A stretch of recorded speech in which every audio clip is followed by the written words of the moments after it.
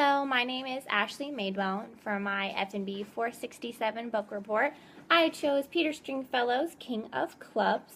It's a very interesting story about a club owner who went literally from rags to riches, down from the very bottom depths up to the very tip top. Now, he is actually a club owner to this day, just not as famous as he was back in his heyday, which was about the 80s and 90s and early 2000s, all around the world, but mostly in England where he's from.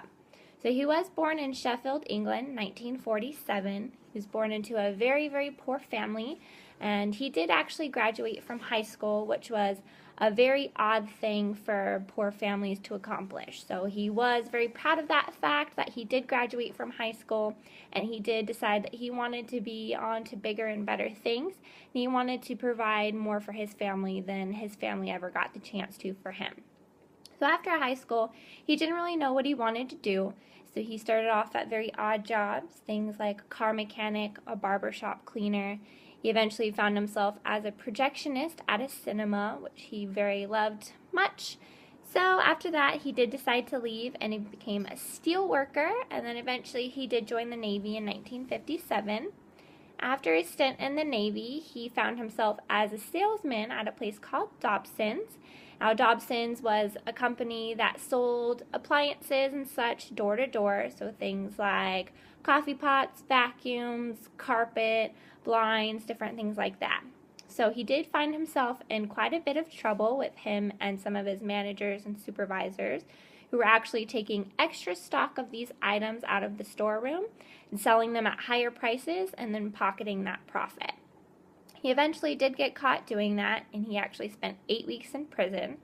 Now, after he got out of prison, he obviously decided he didn't want that life for himself or for his family, so he did decide that he wanted to move up in the world and become something and be successful. And he found himself as a manager for different bands throughout town, booking them at different pubs and taverns, and he was actually very successful at that. He had a very charismatic personality, and his bands actually found him very trustworthy, and he got them a lot of good gigs at a lot of good places. Now, he actually hit his big break with a little-known band at the time called the Beatles. The Beatles hit it big, and so did he. So he eventually decided to open his very first club, which was called the Blue Moon, followed by the Mojo. Now, these clubs were actually very popular. A lot of famous people came and visited him, and people like Andy Warhol, Rod Stewart, and even Princess Diana came to his club. So he was a very, very popular club owner.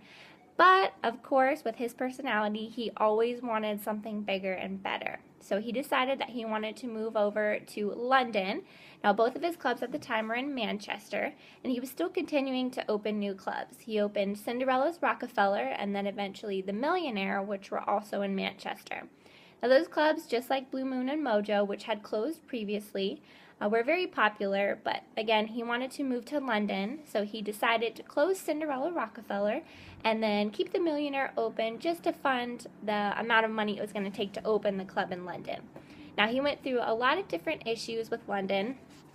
Pages 120 through 130, he actually discusses quite a few contractual issues he had with the contractors and the amount of debt he found himself in while trying to open the club in London. Now, it required a lot of money that he didn't have, and money that the banks would no longer give to him because he had asked for so much on the previous clubs he'd owned. So he found himself in quite a predicament. A lot of the contractors stopped working on the club in London because he wouldn't pay them enough or on time, so he ran into a lot of issues. Now, while he was on holiday in America, he wound up in San Francisco, and he met a very wealthy club owner who actually he convinced to buy his club. Now, he was about to buy the club in San Francisco, but he had second thoughts about it, and he decided against it, just because he did want to go to London, and the club was starting to pick up speed. The building was starting to pick up speed. So he decided to hold off on San Francisco, and he stayed with London. Now, London's club was called Stringfellows. Quite a name for him, so it was going to be actually his club, and it was starting to get itself up and running and going, and it was very popular, but it was also a very expensive place to run because it was in London. Now, his club did actually become very successful, and he eventually opened different clubs over back in America, in New York and Miami, but those clubs weren't making very much money at all, so he decided to move Stringfellows over to LA. Now, LA Stringfellows seemed very popular and very wealthy from the outside because of the clientele that was coming to visit there. Now, you had lots of celebrities coming and going, but the place actually wasn't making any money because none of those people would pay their bills, and also a lot of the building space and leases over in LA were very expensive. So he was running into the same problems in LA as he was at the previous clubs in Manchester and also in London. He eventually decided to close Stringfellows LA, decided that maybe America wasn't the place for him.